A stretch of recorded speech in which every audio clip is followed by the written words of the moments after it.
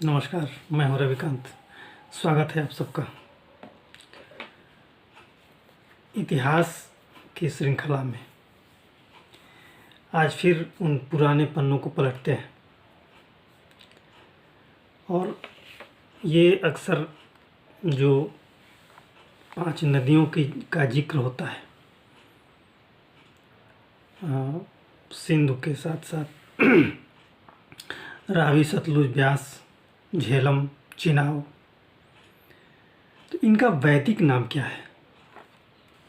ये बड़ा इंटरेस्टिंग है कि ये वर्तमान में इन नदियों के नाम तो हम जानते हैं, इन नदियों के वैदिक नाम क्या है? सिंध नदी जो बहती है, हम उसका वैदिक नाम सिंधु है।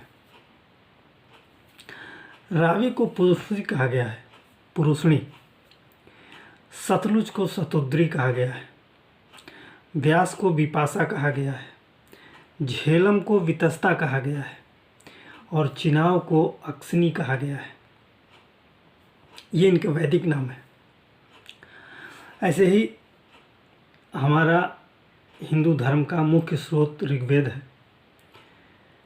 ऋग्वेद के साथ साथ चारों वेद हैं, जो ऋग्वेद, यजुर्वेद, अथर्ववेद, सामवेद हैं, और इनका अगर विस्तृत अध्ययन किया जाए तो ये हम भारत में जितने तरह के ज्ञान हैं, चाहे नक्षत्रों का ज्ञान हो, ज्योतिष का ज्ञान हो, गणित का ज्ञान हो,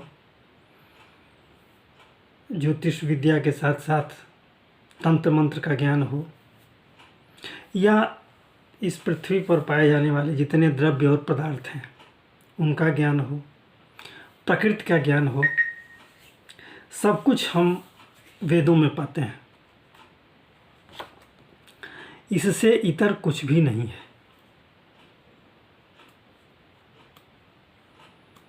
इसमें राशियों के बारे में है, खगोल विज्ञान के बारे में है, सब कुछ आप इनके वेदों के जो अन्य ग्रंथ हैं उन सब में, जो वेदों की टीकाएं हैं उन सब में इन सब चीज़ों का विस्तार से वर्णन मिलता है।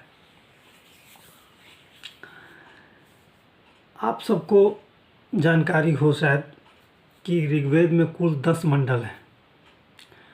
10 मंडल में से 2 से 7 तक, जो दूसरा मंडल है, दूसरे मंडल से लेकर 7वें मंडल तक, ये किसी न किसी ऋषि कुल से संबंधित है या उनको समर्पित है। जैसे ऋग्वेद का जो दूसरा मंडल है वो गृत्समत को समर्पित है। तीसरा मंडल विश्वामित्र को समर्पित है। चौथा मंडल वामदेव को। 5वां मंडल अत्रेय को। 6ठा मंडल बृहस्पति को या बृहस्पति को।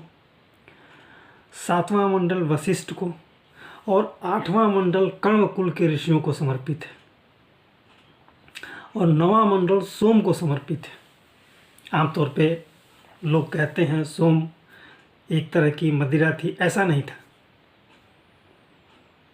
सोम एक खास तरह का पेय पदार्थ था जिससे अमृत तत्व भी कहा गया है, जो प्रकृति से उद्भूत था, प्रकृति से निकला हुआ था, और ये सबको उपलब्ध हो ऐसा नहीं था। अब इसकी विस्तार से चर्चा यहाँ संभव नहीं है। तो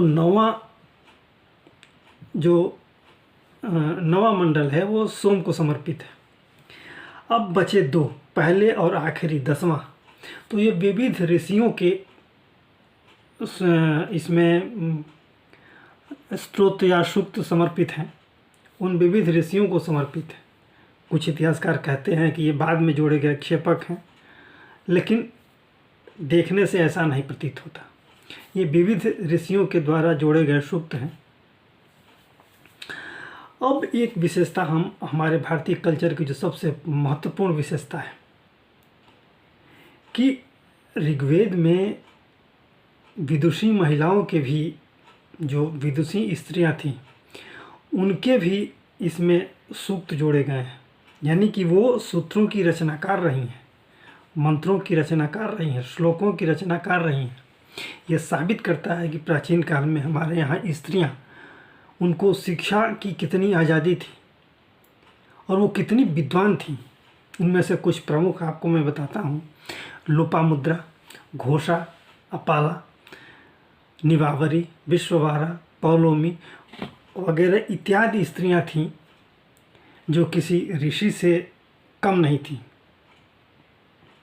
और उनकी विद्वता की जितनी भी तारीफ़ की जाए, जितनी भी तुलना की जाए, वो कम है। तो शैक्षिक रूप से, साहित्यिक रूप से और वैज्ञानिक रूप से हमारा वैदिक ग्रंथ, हमारी वैदिक सभ्यता, हमारी वैदिक संस्कृति दुनिया में सबसे ज़्यादा समुन्नत और सबसे ज़्यादा विस्तृत, सबसे ज़्यादा धनवान थी। हमारे यहाँ जो ज्ञान था, जो ज्ञान का अटूट भंडार था, वो दुनिया में कहीं नहीं था। आवश्यकता है इसको समझने की, इसको खोजने की और इस पर विस्तृत अध्ययन करने की, विस्तृत शोध करने की और उन अनछुए पहलुओं को सामने लाने की है।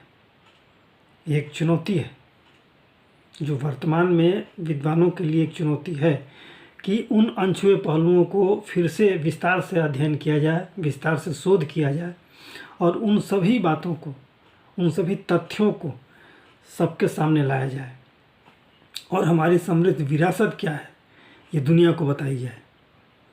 आज के लिए इतना ही। आशा है आपको हमारा ये वीडियो अच्छा लगा होगा। तो आपसे अनुरोध है कि आप इसे लाइक करें, शेयर करें और सब्सक्राइब करें। धन्यवाद।